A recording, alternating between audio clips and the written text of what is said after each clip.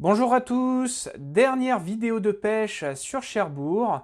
Donc en fait ma mission professionnelle s'est terminée un petit peu plus tôt que prévu, mais c'est comme ça. Donc voilà, je termine réellement dans 15 jours, 3 semaines.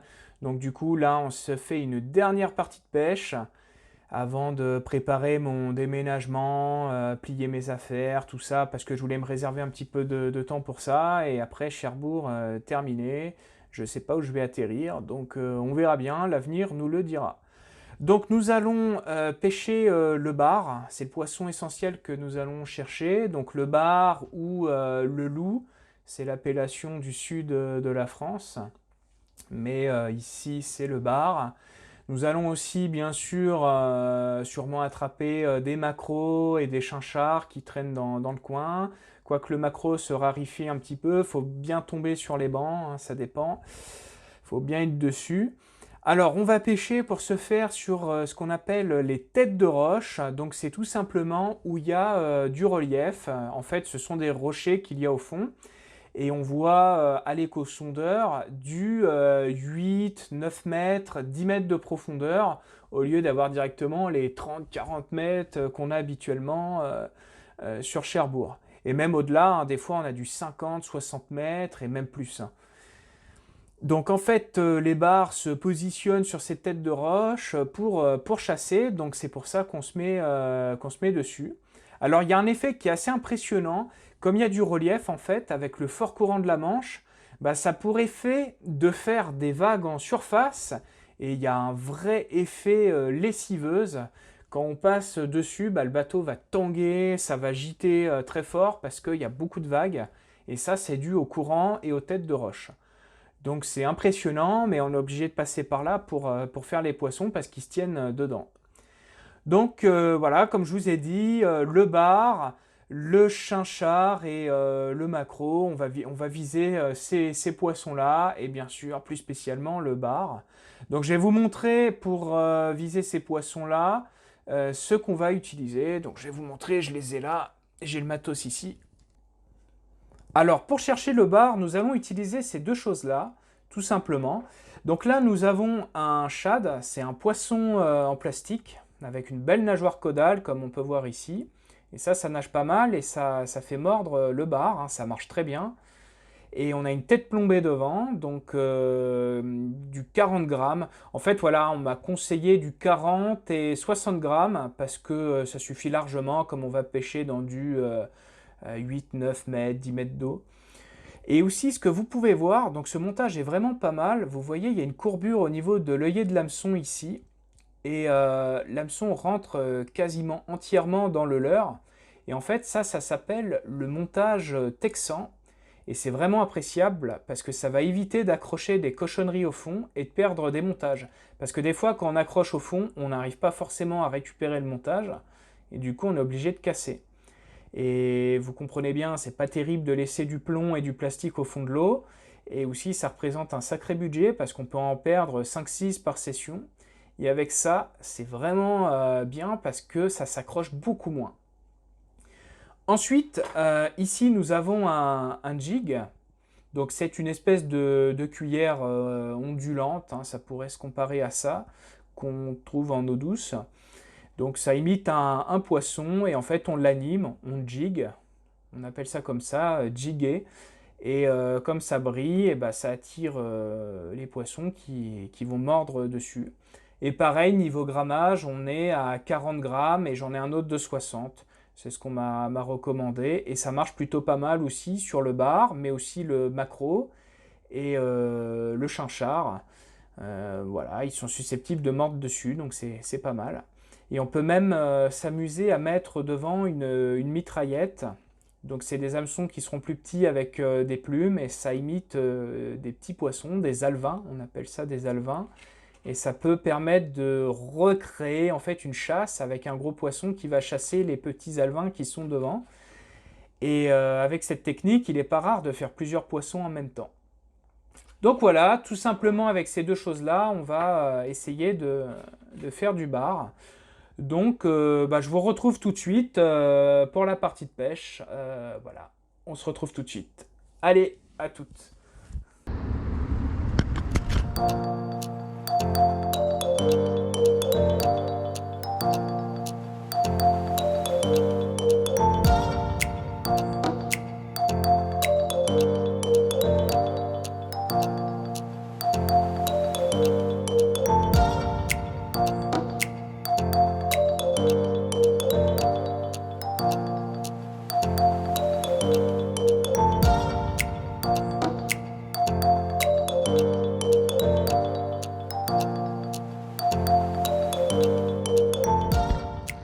touche.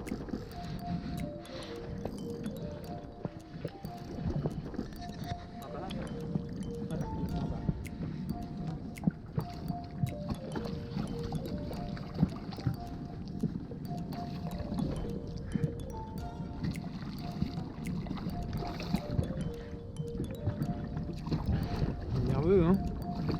Petit barcet. Un petit jig. Petite remise à l'eau. Je sais pas combien il mesure. 20 cm à peu près. 35. 35.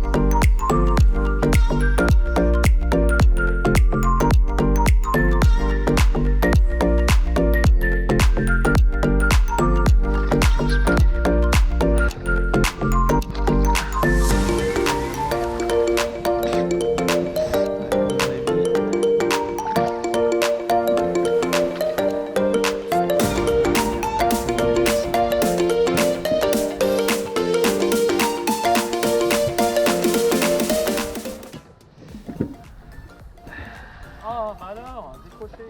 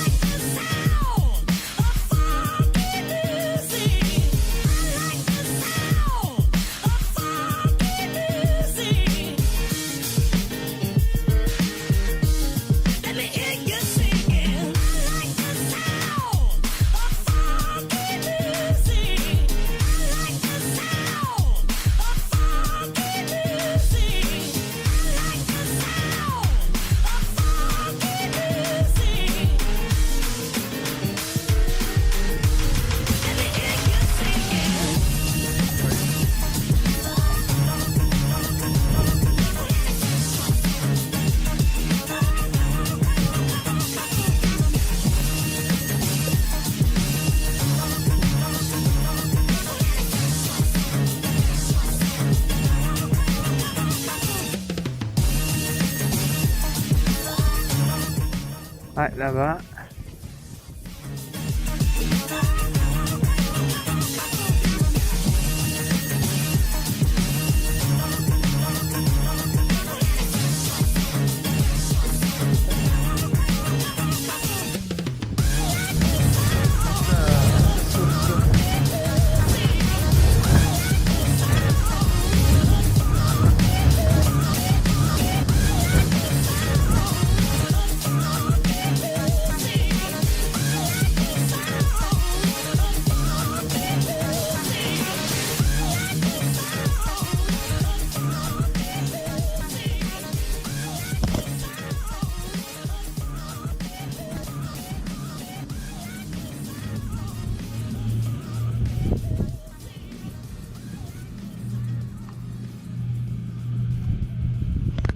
Derrière. Ah oui, C'est pas mon 50 jours. c'est du 250 qu'ils